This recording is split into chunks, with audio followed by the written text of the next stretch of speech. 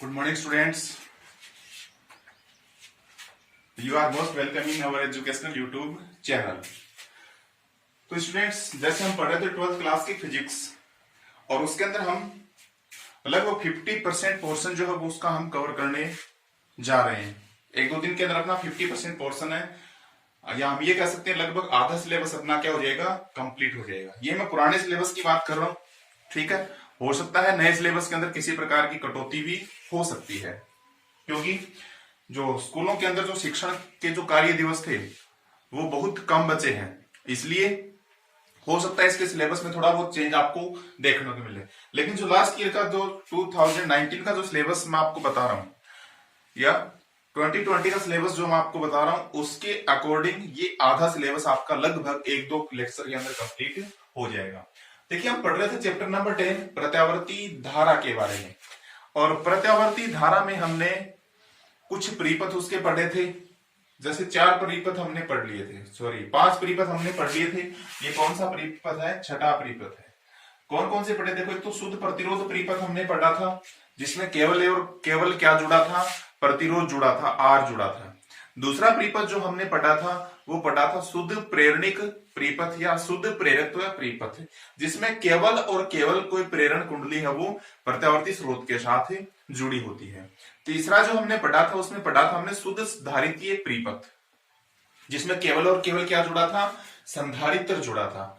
चौथा जो परिपथ हमने पढ़ा था वो 2 को लेके पढ़ा था। 2 अवयव हमारे पास थे, जैसे एल आर, प्रेरण कुंडली और प्रतिरोध दोनों एक साथ अगर प्रत्यावर्ती स्रोत के साथ जुड़ेंगे तो वो हो जाएगा एल आर परिपथ, और अगर प्रतिरोध और संधारित्र अगर स्रोत के साथ जुड़ेंगे तो वो हो जाएगा आरसी परिपथ। इस प्रकार से कुल मिलाकर हमने कुल कितने प्रकार के?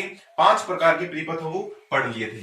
अपना छठा जो परिपथ आता है वो आता है एलसीआर परिपथ, और बहुत ही इंपॉर्टेंट सर्किट है। हम ये कह सकते हैं इस यूनिट का सबसे इंपॉर्टेंट टॉपिक, इस यूनिट का सबसे इंपॉर्टेंट टॉपिक है वो क्या है? LCR circuit. एलसीआर सर्किट से हमेशा कोई ना कोई प्रश्न है वो हमें एग्जाम में देखने को मिलता है, कोई ना कोई क्वेश्चन से मिलता है। वो इसके न्यूमेरिकल के रूप में भी हो सकता है, और इस चैप्टर से ज्यादातर न्यूमेरिकल अगर हम देखते हैं, न्यूमेरिकल के चांसेस जो सबसे ज्यादा होते हैं वो एलसीआर सर्किट से ही होते हैं। एलसीआर परिपथ से ही हमें कोई ना कोई न्यूमेरिकल अवश्य देखने को मिल जाता है, अन्यथा इसका कोई ना कोई टॉपिक है वो हमें अवश्य मिल जाता है। आगे जितने भी लेक्चर हम एलसीआर परिपथ से संबंधित अपलोड करेंगे, जो भी हम पढ़ेंगे, वो सारे के सारे आपके लिए बहुत इंपॉर्टेंट रहने वाले हैं, और समझने वाली चीज भी इसी के अंदर है। अगर आप इस एलसीआर सर्किट को समझ जाते हो तो ये मान लो आप इस चैप्टर को पूरा का पूरा क्या कर रहे हो? क्लियर, एकदम से अच्छी प्रकार से समझ गए हो, ठीक है। कोई भी किसी प्रकार का न्यूमेरिकल आएगा, एलसीआर सर्किट आपको उसमें क्या करेगा? मदद करेगा, ठीक है। क्योंकि बाकी जो न्यूमेरिकल बनने के चांसेस होते हैं वो बहुत रेयर कंडीशन में आपको न्यूमेरिकल मिलते हैं। इसके अलावा बाकी सारे के सारे न्यूमेरिकल वो आपको किससे मिल जाते हैं? लगभग न्यूमेरिकल आपको एलसीआर सर्किट का कोई ना कोई एग्जाम में मिल जाएगा। ओके, तो देखिए एलसीआर सर्किट क्या होता है? एक ऐसा सर्किट, ऐसा परिपथ जिसके अंदर प्रत्यावर्ती स्रोत के साथ एल, सी और आर, प्रेरण कुंडली, संधारित्र और प्रतिरोध, तीनों श्रेणी क्रम के अंदर यदि जुड़े होते हैं, तीनों श्रेणी क्रम में यदि जुड़े होते हैं तो उस सर्किट को हम क्या बोलते हैं? एलसीआर सर्किट बोलते हैं। इसको हम क्या बोलेंगे? एलसीआर श्रेणी क्रम परिपथ हम इसको बोलेंगे, ठीक है। एल, सी और आर। देखो, इसमें आपको ध्यान देने वाली चीज जो है वो क्या है? एलसीआर सर्किट में तीनों श्रेणी क्रम में जुड़े हैं, ठीक है। तो तीनों की वोल्टता क्या होगी? अलग अलग होगी, वीएल, वीसी और वीआर। यानी प्रेरण कुंडली के सिरों पर विभवांतर, संधारित्र के सिरों पर विभवांतर और प्रतिरोध के सिरों पर विभवांतर आपको क्या मिलने वाला है? अलग अलग, क्योंकि सीरीज कॉम्बिनेशन है। लेकिन जो धारा इसके अंदर प्रवाहित होगी वो धारा क्या रहेगी? तीनों के अंदर एक समान रूप से प्रवाहित होगी। तीनों में प्रवाहित होने वाली धारा क्या रहेगी? समान। यानी जैसे मैं ये बोलूं कि प्रेरण कुंडली प्रवाहित धारा आई एल है, संधारित्र में प्रवाहित धारा आईसी है, प्रतिरोध में प्रवाहित धारा क्या है?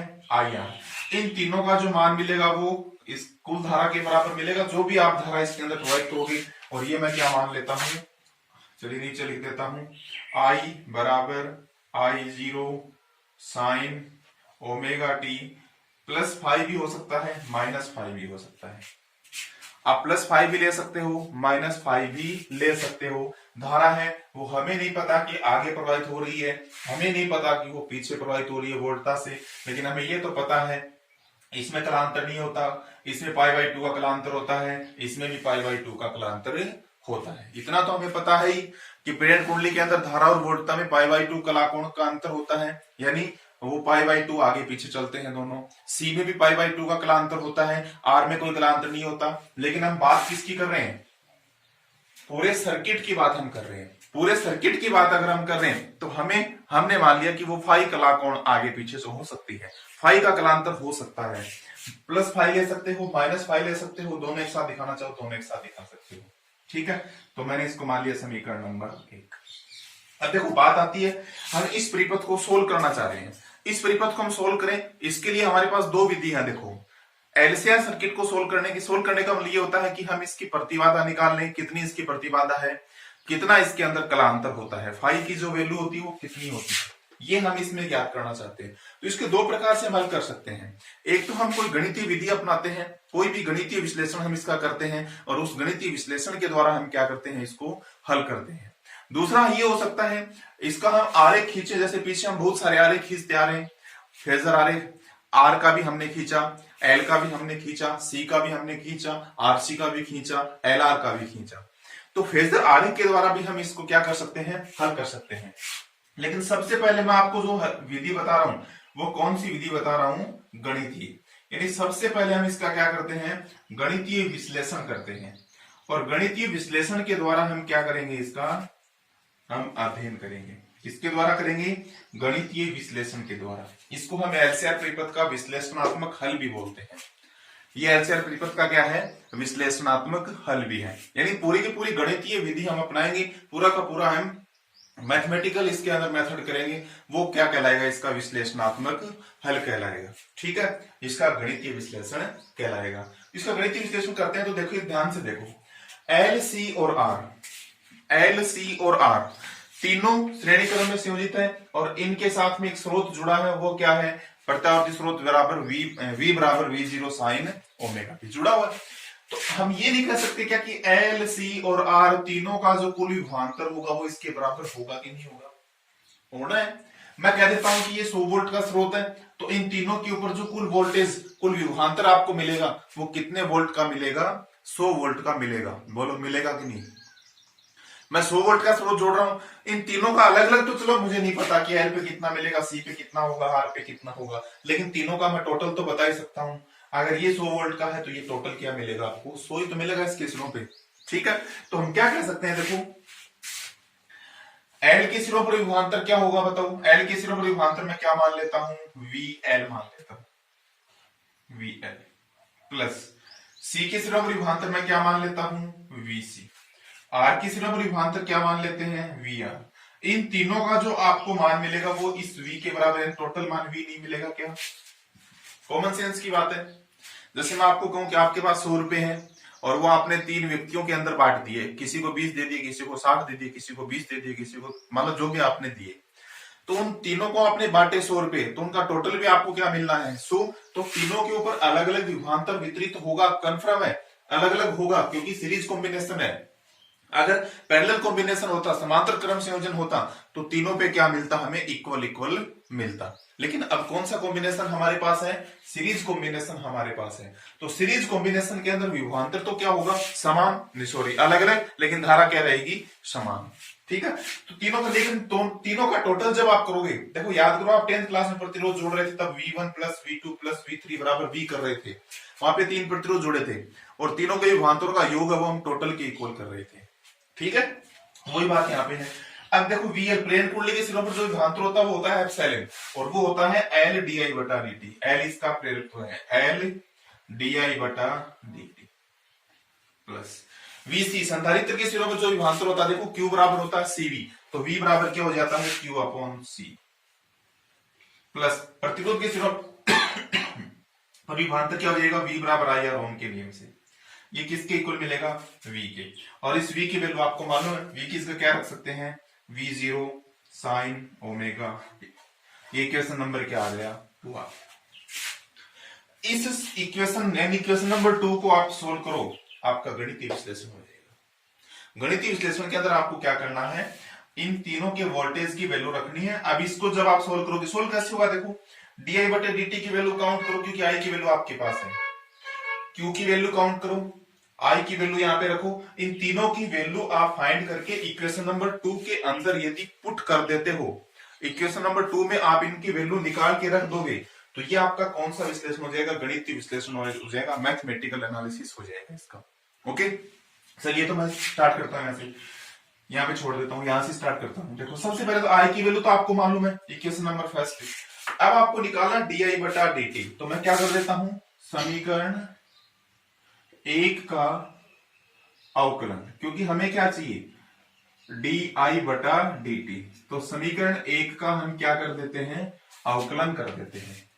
समीकरण 1 का मैं अवकलन करता हूं तो क्या आएगा, देखो डी आई बटा डी टी इक्वल टू क्या है, आई जीरो। मैं सीधा इसका अवकलन कर रहा हूं, साइन का अवकलन क्या होता है, cos, cos omega T minus five होगा, लेकिन यहाँ पे टी के रूप में इसका, टी के सापेक्ष इसका समाकलन हो रहा है तो टी की गुणा में क्या है, ओमेगा, तो क्या देगा I zero omega cos omega T minus five, equation number 3।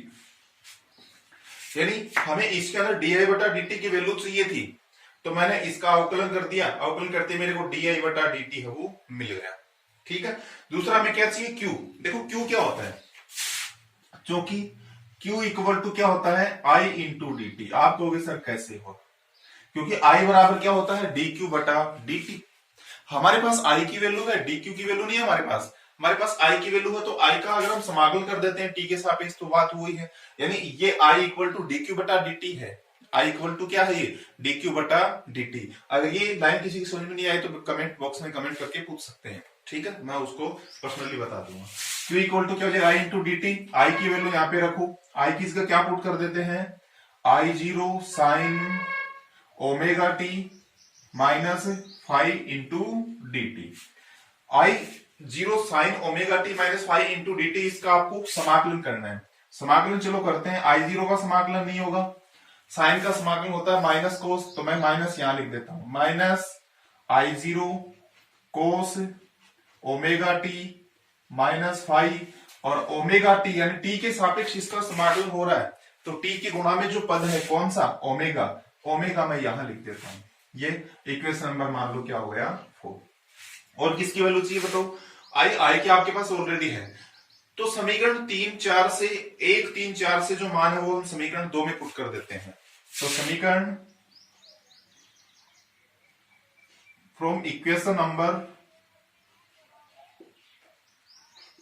1 2 3 and 4, समीकरण 1 2 3 और 4 से हम इसको सोल्व करते हैं। चलो करते हैं, एल है, ध्यान से देखना, आप कैलकुलेशन स्टार्ट हो रही है, एल इंटू डी आई बटा डी टी, डी आई बटा डी टी समीकरण 3 से क्या मान रख सकते हैं, I zero omega cos omega T minus five. Okay, फिर है प्लस क्यू बटा सी, क्यू की वैल्यू ये है, तो माइनस आई जीरो बटा ओमेगा सी, ओमेगा था बटा में इधर सी था, और ये लिख देते हैं I zero cos, I zero ले लिया, cos omega T minus five. Okay, plus I R, I की जगह क्या रख देते हैं समीकरण 1 से, plus I zero R sine omega T minus five equal to क्या है, V zero sine omega T, equal to है V zero sine omega T.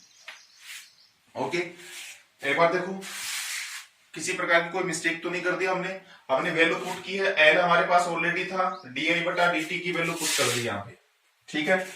फिर है प्लस क्यू बटा सी, लेकिन क्यू की वैल्यू माइनस है तो माइनस आ गया, 1/c था, 1/c था, आई जीरो बटा omega cos omega T minus five यहां से आ गया क्यू की वैल्यू से, प्लस आई आर, आई किस जगह मैंने पुट कर दिया, I zero sine omega T minus five, साथ में क्या था आर, और equal to V zero sine omega T. अब देखो एक सूत्र मैं आपको बता देता हूं, सूत्र, दो सूत्र होते हैं हमारे पास, देखो, क्योंकि कोस ए माइनस बी अगर आपके पास हो तो इसका फॉर्मूला होता है कोस ए कोस बी प्लस साइन ए साइन बी, यहां पे पुट होगा। एक फॉर्मूला हो जाएगा sign A minus B, minus वाला लगेगा, देखो sine omega T minus five है, ये हो जाएगा साइन ए कोस बी माइनस कोस ए साइन बी। मैं उम्मीद करता हूं ये फॉर्मूला आपको याद है और होने भी चाहिए। ये फिजिक्स में कोई पहली बार नहीं आया ये फॉर्मूला, ये कई जगह अप्लाई हम पहले भी कर चुके हैं और अब आगे भी करेंगे, और याद भी होने जरूरी है, क्योंकि डेरिवेशन के अंदर अगर मैथ्स के फॉर्मूला आपके लगते हैं तो वो आपको याद होने जरूरी है। ठीक है, अब देखो कोस ए माइनस बी का फॉर्मूला यहां अप्लाई कर दो, यहां कर दो, साइन ए माइनस बी का फॉर्मूला यहां अप्लाई कर दो। ठीक है, इसको मैं इस पूरे बोर्ड के ऊपर सोल्व कर देता हूं। देखो पूरे बोर्ड पे मैं इसको सोल्व कर देता हूं, पूरे बोर्ड पे। चलिए पूरे बोर्ड पे सोल्व करता हूं।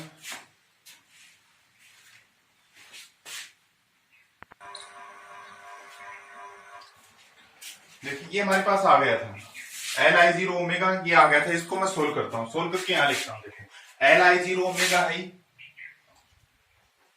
एल आई जीरो ओमेगा, इसमें कोस ए माइनस बी का फॉर्मूला लगेगा। चलिए मैं लगा देता हूं, कोस ए माइनस बी का फॉर्मूला देखो आपके सामने लिखा है, कोस ए कोस बी प्लस साइन ए साइन बी, तो cos omega T cos five फिर प्लस साइन ओमेगा टी और साइन फाइव। ठीक है, फिर है माइनस आई जीरो बटा ओमेगा सी, इस पे भी फॉर्मूला अप्लाई कर देते हैं, तो cos omega T cos five, फिर चिन्ह आएगा plus sine omega T sine five. Okay, फिर आ जाएगा देखो plus I zero R, I zero R, इस पे साइन ए माइनस बी का फॉर्मूला लगेगा, तो sine omega T cos five minus cos omega T sine five equal to क्या है, V zero sine omega T. एक बार देख लीजिए ध्यान से, इसको हमने क्या किया है, L I zero omega as it is लिख दिया, यहाँ पे कोस ए माइनस बी का फॉर्मूला अप्लाई कर दिया, इसको एज इट इज लिख दिया, कोस ए माइनस बी का फॉर्मूला अप्लाई कर दिया, इसको as it is sine A minus B का और equal to as it is put कर दिया। ओके, ये हमने इसके अंदर क्या किया, फॉर्मूला अप्लाई कर दिया। ठीक है, अब इसको हम सोल्व करते जाते हैं। देखो जो कोस ओमेगा टी के पद हम उनको एक साथ लिख लो। चलिए कोस ओमेगा टी के पद कौन कौन से हैं, यहां से मैं लिख देता हूं, कोस ओमेगा टी, कोस ओमेगा टी देखो इसके साथ में तो क्या देगा, L I zero omega cos five, ये है। इसमें देखो कोस ओमेगा टी का पद ये है, माइनस आई जीरो बटा omega C cos five. Okay, इधर देखो कोस ओमेगा टी का है माइनस, चलो और भी है, minus I zero R sine five. ये मैंने क्या की, कोस ओमेगा टी के पदों को एक साथ लिख दिया। आगे मैं लिख लेता हूं साइन ओमेगा टी के पदों को एक साथ, sign omega T, sign omega T देखो इसके साथ तो क्या आएगा, L I zero omega sign five. ठीक है, इधर क्या आएगा देखो, साइन ओमेगा टी इसके साथ है तो माइनस आई जीरो बटा ओमेगा सी साइन फाइव। उधर देखो साइन ओमेगा टी के साथ क्या है, plus I zero R cos five equal to क्या है, V zero sine omega T. हमने क्या किया, कोस ओमेगा टी के को कॉमन लेके उसके साथ में जो टर्म्स थे उसको साथ एक साथ लिख लिया, साइन ओमेगा टी को कॉमन लेके उसके साथ जो टर्म्स थे उसको मैंने एक साथ लिख लिया, इनको मैंने एक साथ लिख लिया। ठीक है, अब देखो लेफ्ट साइड में कोस ओमेगा टी का पद है, साइन ओमेगा टी का पद है, राइट साइड में केवल और केवल किसका पद है, साइन ओमेगा टी का। तो मैं क्या कर लेता हूं, कोस ओमेगा टी के पदों की तुलना करने पर, दोनों तरफ कोस ओमेगा टी के पदों की मैं तुलना कर लेता हूं। ठीक है, चलो तुलना करते हैं। इधर कोस ओमेगा टी उधर है नहीं, इधर क्या आ गया देखो, ये दोनों आ गए कोस फाइव और ये, तो ये मैं लिख लेता हूं L I zero omega cos five minus I zero बटा omega C cos five minus I zero R sine phi. इधर कोस ओमेगा टी का पद ये है, इधर कोई कोस ओमेगा टी का पद नहीं है, तो इधर क्या आ जाएगा 0। देखो इधर नहीं है, लेफ्ट साइड में जो कोस ओमेगा टी का गुणांक है उसको मैंने लिख लिया, इधर कोस ओमेगा टी का है नहीं, इसका कोस ओमेगा टी का गुणांक क्या है 0। इसमें भी देखो अलग अलग आपको नजर आ रहा है, कोस फाई को इधर रख लो, कोस फाई कॉमन ले लो, क्या बचा L I zero omega minus I zero बटा ओमेगा सी। ये साइन फाई वाला पद उधर जाएगा, प्लस हो जाएगा आई जीरो आर साइन फाई। ठीक है, अच्छा इसमें से इसको मैं इधर लिख लेता हूं, I zero R sine phi equal to L I zero omega minus I zero बटा ओमेगा सी, और इधर क्या आ जाएगा कोस फाई। कोस फाई के पदों को मैं इधर ले आता हूं, इस आई आर को मैं इधर भेज देता हूं। ठीक है, तो क्या आ जाएगा देखो साइन फाई, इधर कोस फाई भाग में आ जाएगा बटा कोस फाई इक्वल टू क्या आ जाएगा L I zero omega minus I zero बटा ओमेगा सी। ये आई जीरो आर इसकी गुणा में था, ये कहा जाएगा भाग में आ जाएगा आई जीरो आर। साइन फाई और कोस बटा कोस फाई को क्या लिख सकते हो, सभी को मालूम है टेन फाई। इधर आई जीरो में कॉमन ले लेता हूं, आई जीरो कॉमन लेंगे ऊपर नीचे कट जाएगा, क्या बचेगा omega L minus 1 omega C बटा में क्या आएगा आर। आई जीरो से आई जीरो क्या हो जाएगा कैंसिल। ठीक है, ये क्या आ जाएगा phi equal to tan inverse, कलांतर आ जाएगा tan inverse omega L minus 1 omega C, और बटा में क्या आ जाएगा आर। ये जो भी इक्वेशन आपको मिल रही है, शायद इक्वेशन नंबर क्या है ये 4, ये इक्वेशन नंबर क्या है 4 है। हाँ जी, तो ये हमें क्या मिल गया, समीकरण नंबर 4 जो हमें मिला वो क्या मिला, एलसीआर त्रिपद के अंदर वोल्ट और धारा में क्या मिल गया, कलांतर मिल गया। इतने कलाकोणों का क्या है अंतर है, इतना कलांतर है वोल्टेज और करंट दोनों के अंदर। ओके, फाइव मिल गया, क्योंकि देखो ये आपको याद हो हमने आई बराबर लिखा था I zero sine omega T minus 5 और वी बराबर V zero sine omega T था, तो दोनों के अंदर अगर आप फेज डिफरेंस निकालोगे, कलाकोणों का अंतर आप निकालोगे कलांतर, तो आपको 5 मिलेगा, और उस 5 की वैल्यू क्या है ये लिख सकते हो। अरे बोलो लिख सकते हो क्या, हाँ ओके। एक बार फटाफट 1 मिनट आप इसको पढ़ लो, इसको आप स्क्रीनशॉट ले लो।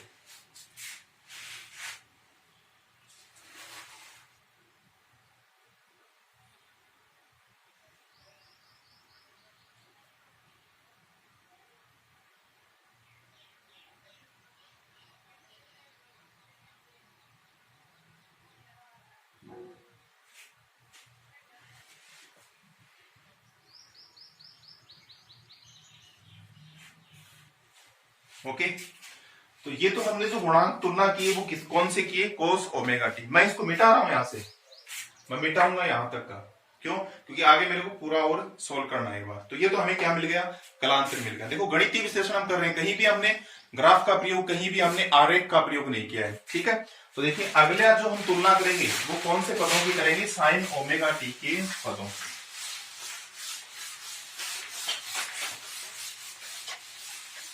साइन ओमेगा टी के पदों की हम तुलना करते हैं, साइन ओमेगा टी के पदों की तुलना करने पर। इधर साइन ओमेगा टी के पद देखो ये है, ठीक है, क्या क्या है देखो, L I zero omega sine phi minus I zero बटा omega C sine phi plus I zero बटा आर कोस फाई। इधर क्या है वी जीरो, इधर भी देखो साइन ओमेगा टी का गुणांक क्या है वी जीरो। ओके, तो देखो इधर से क्या कॉमन आ रहा है हमारे पास, sine phi,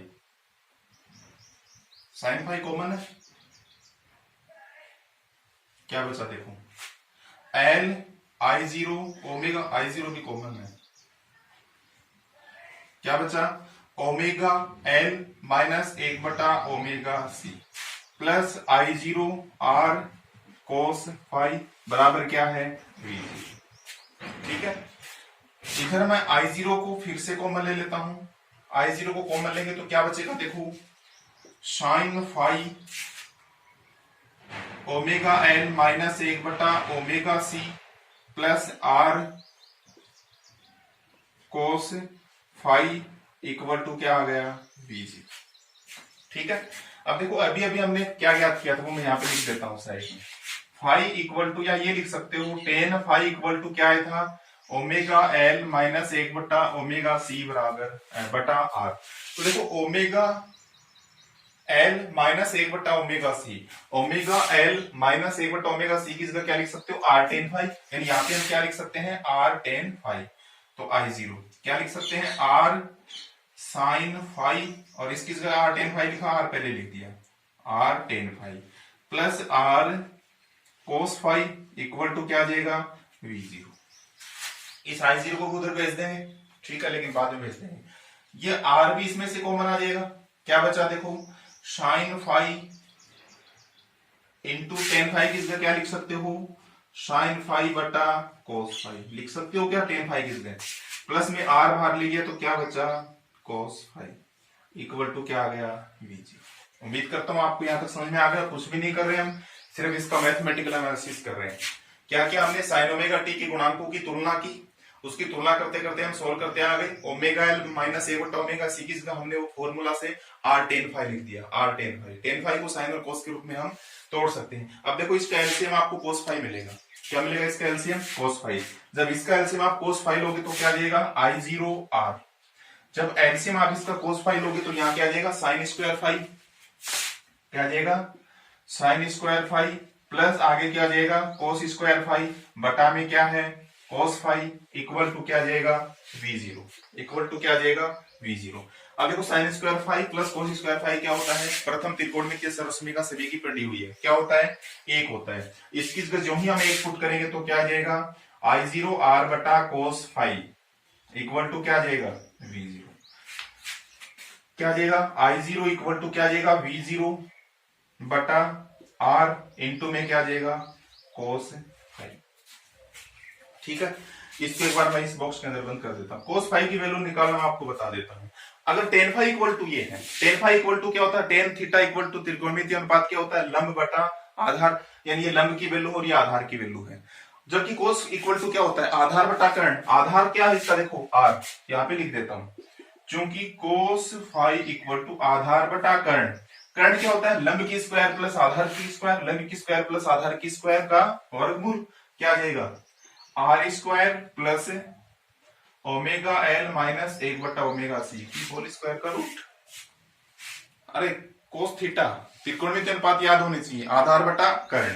ten equal to लंब बटा आधार, यानी ये लंब है और ये क्या है, आधार। तो कोस इक्वल टू आधार, यानी आर बटा कर्ण क्या आ जाएगा, लंब की स्क्वायर प्लस आधार की स्क्वायर का रूट, यानी कोस फाई की जगह आप ये पुट कर सकते हो। तो क्या आ जाएगा, I0 इक्वल टू V0 बटा आर, कोस फाई की जगह क्या लिखोगे, आर बटा root R square plus omega L minus 1/ओमेगा C की होल स्क्वायर। आर से क्या कैंसिल हो जाएगा, आर, I0 बराबर क्या बचा, ऊपर लिख देता हूं। इसको बहुत ध्यान से आप बार बार देखोगे तब बिल्कुल क्लियर हो जाएगा, और स्टेप बाय स्टेप इसको आपको याद करना है। ठीक है, जब स्टेप बाय स्टेप इसको पढ़ोगे, मेथड आपको याद हो जाएगा तो किसी प्रकार कोई दिक्कत नहीं होगी। I0 इक्वल टू क्या मिला हमें, V0 बटा root R square plus omega L minus 1/ओमेगा C की होल स्क्वायर। अब देखो धारा बराबर क्या होता है, विभवांतर बटा प्रतिरोध। और मैंने आपको बताया कि जब दो या दो से अधिक अवयव, देखो प्रतिरोध भी जुड़ा है, प्रेरण कुंडली भी जुड़ी है, संधारित्र भी जुड़ा है, तो उसका जो प्रतिरोध होता है वो क्या कहलाती है, प्रतिबाधा। इसको हम क्या लिख सकते हैं, यानी चूंकि I0 बराबर क्या होता है, V0 बटा Z, Z प्रतिबाधा होती है, अतः Z बराबर क्या आ जाएगा, देखो root R square plus omega L minus 1/ओमेगा C की होल स्क्वायर। ये क्या है, एलसीआर परिपथ की प्रतिबाधा। आपको अगर थोड़ा बहुत याद हो तो पीछे जितने भी परिपथ हमने पढ़े थे उसके अंदर भी हमने क्या निकाली थी, प्रतिबाधा निकाली थी। यहाँ पे हमने गणितीय विधि से इसकी क्या निकाल दी, प्रतिबाधा निकाल दी। प्रतिबाधा Z आपको मिल गई, कौन से मेथड से,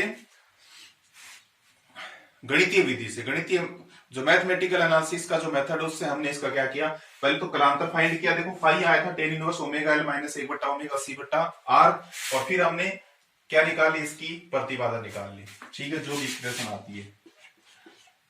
उम्मीद करता हूं सभी के समझ में आ गया होगा। बार बार इस वीडियो को आप देखिए, पॉज करके आप इसको पढ़ लीजिए, बार जहां भी आपको दिक्कत हो पॉज कीजिए, एक बार उसको सोल्व कीजिए कॉपी के अंदर, पूरा का पूरा समझ में आ जाएगा। और मैं आपको बता देता हूं, इस एलसीआर परिपथ पे आपको बहुत ज्यादा फोकस करना है, इसी के ऊपर आपको पूरा का पूरा अपना ध्यान केंद्रित करना है। इसी से संबंधित कोई क्वेश्चन आपको एग्जाम में मिलेगा, इसे मैं उम्मीद करता हूं ऐसा मिलेगा आपको। अगर इसका डेरिवेशन नहीं आता, थ्योरेटिकल इसमें से पोर्शन नहीं आता, तो इसका कोई ना कोई न्यूमेरिकल आपको मिल जाता है। ठीक है, तो विद्यार्थियों अगला जो अपना लेक्चर अपलोड होगा वो एलसीआर परिपथ का ही होगा। 3-4 लेक्चर तक अपना एलसीआर सर्किट ही चलने वाला है। अगला जो होगा वो भी अपना एलसीआर से रिलेटेड होगा, लेकिन इस बार जो हम ज्ञात करेंगे वो फेजर आरेख से ज्ञात करेंगे। आरेखों की सहायता से हम इसको क्या करेंगे, हल करेंगे। धन्यवाद, आपका दिन शुभ रहे।